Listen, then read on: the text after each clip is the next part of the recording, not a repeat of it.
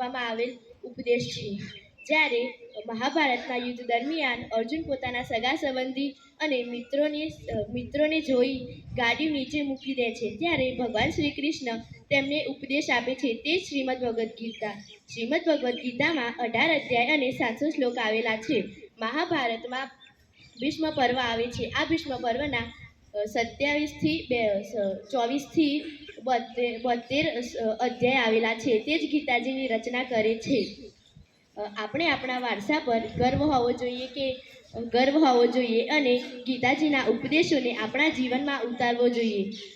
શ્રીમદ ભગવદ્ ગીતા એ સૌથી વધુ વાંચવામાં આવેલ અને આદરણીય ગ્રંથ છે। શ્રી વિષ્ણુનો 8મો અવતાર ભગવાન શ્રી કૃષ્ણ દ્વારા લેવામાં આવ્યો હતો। ભગવાન શ્રી કૃષ્ણની લીલા અનુપમ છે। ગીતા ભગવાનનો શ્વાસ છે, હૃદય છે અને ભગવાનની વાઘમય મૂર્તિ છે। ગીતા એ ભગવાન શ્રી કૃષ્ણના મુખારવિંદમાંથી નીસરેલી વાણી છે। અંતે હું એટલું જ કહીશ કે ગીતા સુગીતા કર્તવ્યા કિમન્યૈ શાસ્ત્ર વિચારૈ।